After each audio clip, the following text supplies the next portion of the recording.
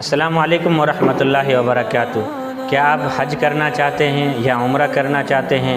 اگر آپ کا ارادہ حج کرنے کا ہے یا عمرہ کرنے کا ہے یا اس کی نیت اور خواہش دل میں لیے بیٹھے ہیں تو یہ ویڈیو آپ ہی کے لیے ہے۔ آپ کے اس ویڈیو کے اندر ایک ایسی نصیحت ہے، ایک ایسی بات ہے جس میں آپ کا حوصلہ بڑھ سکتا ہے، آپ مزید تیار ہو سکتے ہیں عمرہ کرنے کے لیے یا حج کرنے کے لیے۔ ہر مسلمان کی خواہش ہوتی ہے کہ میں عمرے پہ جاؤں اور حج پہ جاؤں اور ان مقامات مقدسہ کو دیکھوں جن پر انبیاء اکرام علیہم السلام کے نقوش ابھی تک تازہ ہیں۔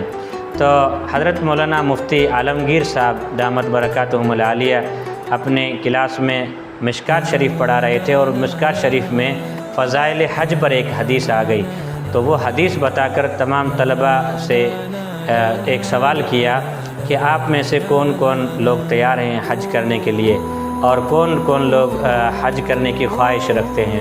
تو تمام طلباء نے ہاتھ کھڑے کر دیے۔ تو حضرت نے ان سے سوال کیا کہ اس کے لیے آپ نے کیا کیا تیاریاں کی ہیں اور کیا تم نے انتظام کر رکھا ہے؟ تو ان لوگوں نے کہا کہ حضرت اور تو کوئی انتظام نہیں ہے، بس ہم دعائیں کرتے ہیں، دعاؤں کے ذریعے سے ہو سکتا ہے ہمارا کام ہو جائے۔ تو حضرت نے 3 مرتبہ پھر سے فرمایا کہ نہیں، تمہارے اندر وہ طلب صادق ہی نہیں ہے، تمہارے اندر حج کرنے کی جو سچی تمنا ہوتی ہے، جو پیاس ہوتی ہے وہ نہیں ہے۔ پھر اس کے اوپر ایک واقعہ بتایا حضرت مفتی شفیع عثمانی رحمۃ اللہ علیہ کا، جو حضرت مفتی تقی عثمانی صاحب کے والد ہیں۔ یہ واقعہ حضرت مفتی تقی عثمانی صاحب کی یادیں میں نے خود بھی پڑھا ہے، تو میں حضرت کے توسط سے وہ واقعہ آپ کو بتاتا ہوں کہ حضرت نے فرمایا کہ ایک مرتبہ مفتی شفیع عثمانی رحمۃ اللہ علیہ گئے حج پر، حج سے واپسی آیا اپنے گھر پہ، اور بیٹی نے حضرت سے خواہش ظاہر کی کہ ابا جان آپ میرے لیے دعا کریں کہ میں بھی حج پر جاؤں، میں بھی وہاں کی زیارت کروں۔ تو مفتی صاحب نے کہا کہ بیٹی آپ نے اس کے لیے کیا انتظام کیا ہے؟ تو بیٹی نے کہا کہ ابو میں تو کچھ نہیں کر سکتی، فی الحال تو کوئی انتظام ہی نہیں ہے، صرف دعائیں کرتی ہوں۔ تو حضرت مفتی صاحب نے کہا کہ آپ کے پاس 1 روپیہ بھی نہیں ہے؟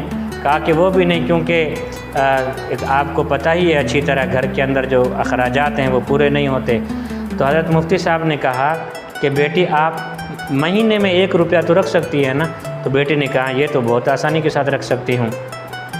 تو پھر مفتی صاحب نے کہا کہ آپ اس طرح اپنا پہلا قدم اٹھائیں اور اللہ تعالیٰ کی مدد خود آئے گی۔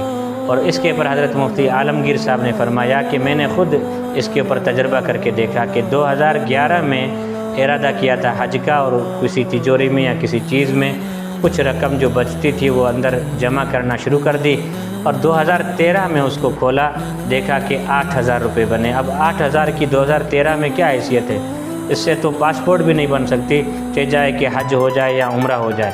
پھر بھی حضرت مفتی عالمگیر صاحب نے فرمایا کہ میں نے پاسپورٹ بنوایا اور اس رقم کو میں نے اپنے پاس رکھا اور اللہ سے دعائیں کرتا رہا۔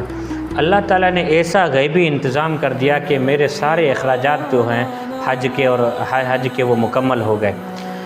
تو اصل مسئلہ یہ ہے کہ ہمارے اندر وہ طلب صادق نہیں ہے۔ ہم اگر حج کرنا چاہتے ہیں اور عمرہ کرنا چاہتے ہیں تو ہمیں سب سے پہلے ہمارے دل کی سچائی اس وقت ظاہر ہوگی جب ہم اپنا پاسپورٹ بنوائیں گے۔ جب پاسپورٹ بنوائیں گے تو اللہ تعالیٰ ہماری نیت کو بھی پہچان لے گا کہ یہ بندہ اس سفر کے لیے سیریس ہے اور اس سفر کے لیے سنجیدہ ہے۔ اب اگلے جو مراحل ہیں ان میں پہلا مرحلہ آپ اپنی طرف سے کچھ رقم جمع کرنا شروع کر دیں، مزید جتنی رقم چاہتے ہیں وہ اللہ تعالیٰ خود اپنے غیبی خزانے سے اس کا انتظام کر دے گا۔ دیکھیں، بندے میں پیاس ہوتی ہے تو کیا کچھ نہیں ہوتا۔ آپ نے واقعہ سنا ہوگا کہ حضرت اسماعیل میں پانی کی پیاس تھی یا نہیں تھی؟ جب پیاس تھی، تھوڑی ایڑی رگڑنا شروع کر دی تو زمین نے وہ چشمہ جاری کیا یا نہیں کیا؟